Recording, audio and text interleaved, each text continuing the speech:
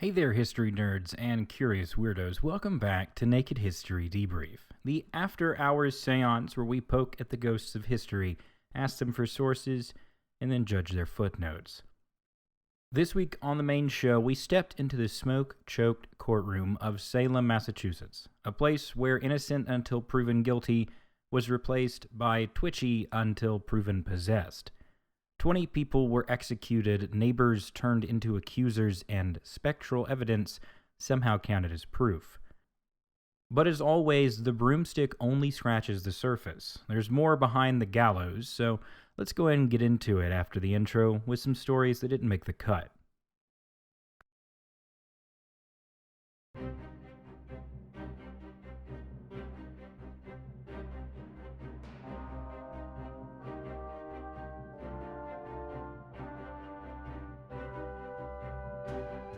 Sometimes a full-length episode isn't enough time to fit in all the side quests, the courtroom chaos, and the Puritan-level pettiness. So we get to start with our first segment, which is Naked Regrets, where we get to dive into some of the stories left behind, the strange, the tragic, and the morally questionable.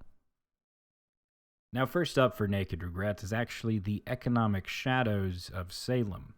Behind many of the accusations were not just moral panic, but mortgages and land disputes.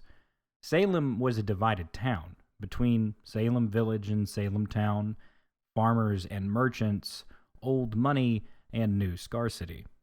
When accused witches were imprisoned or executed, their property could be seized or auctioned, sometimes by the very people testifying against them.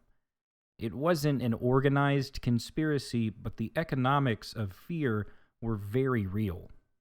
It's been said, if you follow the money long enough, you'll find the devil's true signature. It turns out the real witchcraft was just weaponized bureaucracy. Next is diving into the accused, because a good majority of people assume Salem with witches, and shockingly, of the 200-plus accused, roughly 30 were men. Now, they weren't just collateral damage, they were prime targets when they criticized the trials.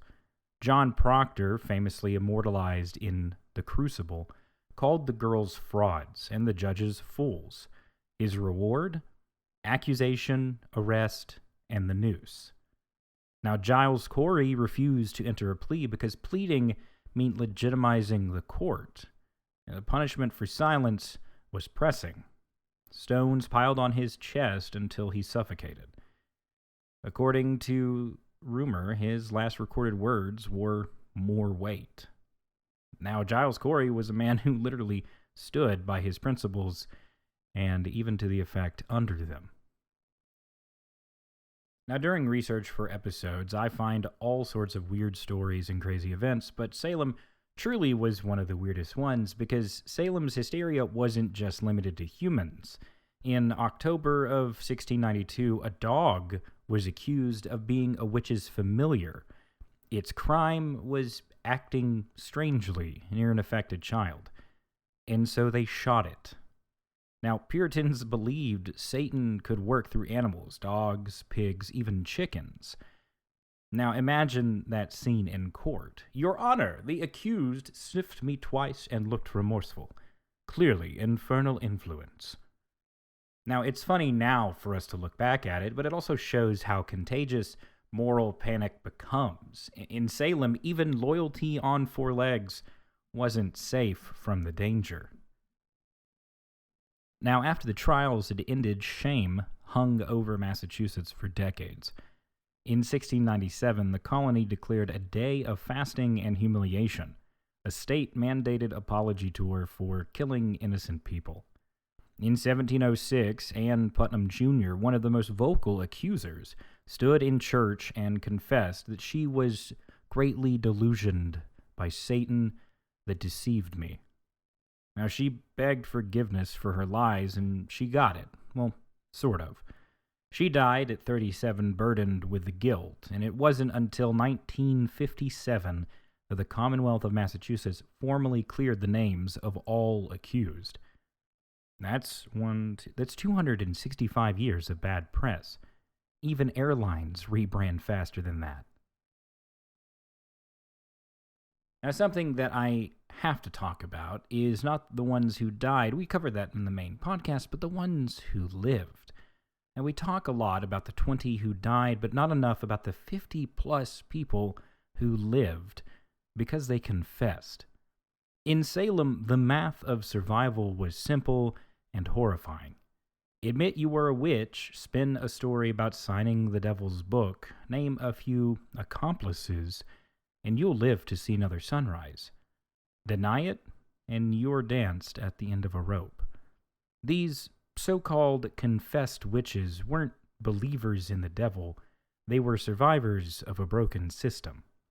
Most spent months rotting in prison, lost their property, and lived the rest of their lives branded by crime they never committed.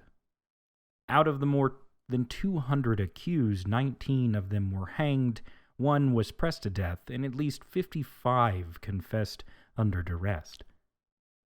When the hysteria ended, they walked out of their cells hungry, traumatized, and mostly forgotten. Turns out the easiest way to survive the devil's trial was to just lie about working for him.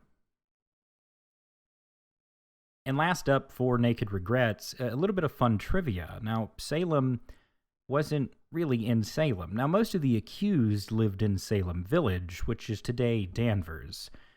Salem Town, the coastal city you visit for witch museums and pumpkin spice lattes, was a completely different jurisdiction.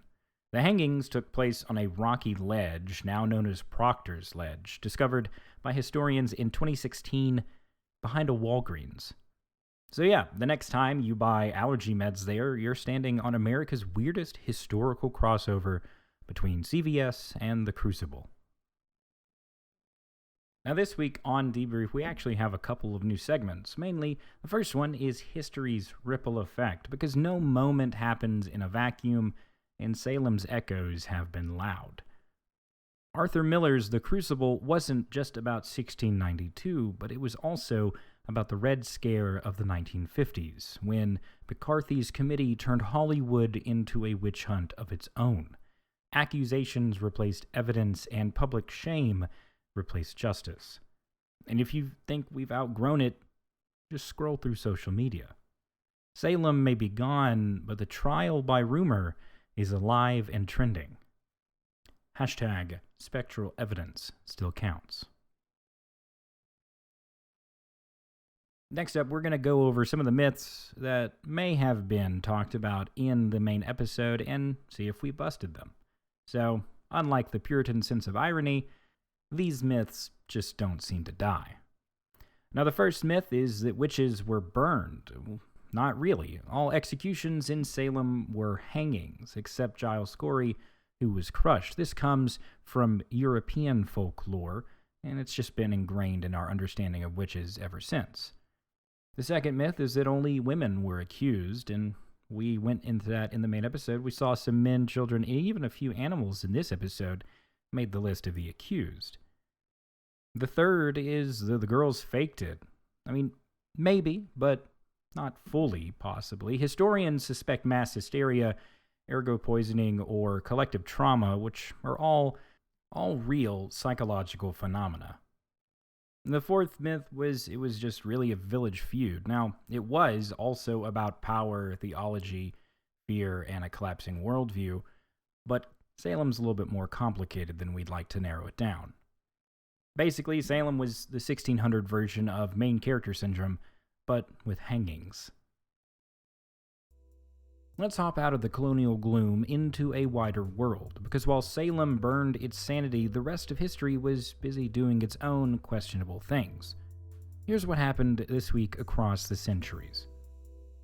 On October 13, 1775, the U.S. Navy is born. The Continental Congress authorized the creation of a naval fleet, the beginnings of what would become the United States Navy. They didn't have ships, money, or uniforms yet, but they did have the audacity to annoy Britain on water and land. The moral of the story, sometimes rebellion just needs a boat. On October 14, 1947, the first literal computer bug happened at Harvard while engineers discovered a moth trapped in a relay of a Mark II computer. They taped it into the logbook with the caption, "First actual case of bug being found." Now, technically, the word bug already existed in engineering slang at that time, but this one gave the joke wings. So yes, the first tech support ticket was filed by a dead moth. Now, on October 15th, 1867, is Alaska Transfer Day. On this day, the U.S. formally took possession of Alaska from Russia for $7.2 million. Critics at the time called it Seward's folly. A century later, Alaska's oil and gold made it look like a bargain bin miracle. Proof that the best investments are the ones your enemies laugh at. On October 16th of 1859, John Brown's raid happens at Harper's Ferry. Abolitionist John Brown and 21 other followers raided a federal armory, hoping to ignite a slave rebellion. Now, the raid failed, Brown was captured and executed, but the moral fuse was lit, and the Civil War followed. The man was hanged, but his cause marched on. On October 17th of 1933, Prohibition ends. Well, almost. Congress ratified the 21st Amendment, setting the stage for the repeal of Prohibition later that year. Bars reopened, breweries were revived, and hangovers made a patriotic comeback. America won, moral panic zero. Cheers to that. On October 18th, 1867, Alaska again, actually, because bureaucracy moves slow. The flag-raising ceremony on Sitka marked the official handover of Alaska to America. American soldiers marched, Russian soldiers saluted, and somewhere in St. Petersburg, Tsar Alexander probably sighed in relief. So if anyone tells you history doesn't repeat itself, remind them that Alaska's got 2 birthdays. From naval revolutions to moths in machines, rebellions to real estates, this week in history proves that history swings between brilliance and absurdity. And so there we have it, the debrief on the Salem witch trials. Next week, we're going to be leaving the courthouse and heading straight into the graveyard. Literally.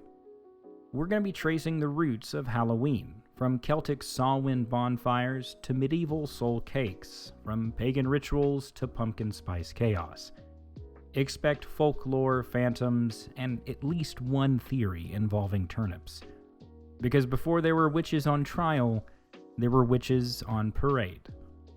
And that's it for this week's debrief. Whether you came for Puritan drama or stayed for the moth jokes, thanks for haunting this corner of history with me. If you liked the episode, leave a review, especially on Apple Podcast. Think of it as your own confession, but with 5 stars and a couple of fewer stakes. And if you're on Spotify, go ahead and follow Naked History as well, or wherever else you get your weird facts. Every follow helps more curious weirdos find their way into our little historical cult. You got a favorite misunderstood moment from history? Message me on the socials at Naked History Pod.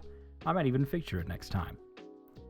Speaking of next time, until then, stay curious, stay rational, and remember, if someone points at you and says you're a witch, ask for a lawyer, or at least a broom with some good mileage. I've been Dyllan Gassaway, and thank you for listening to Naked History Debrief. We'll see you in the next one. Have a good one.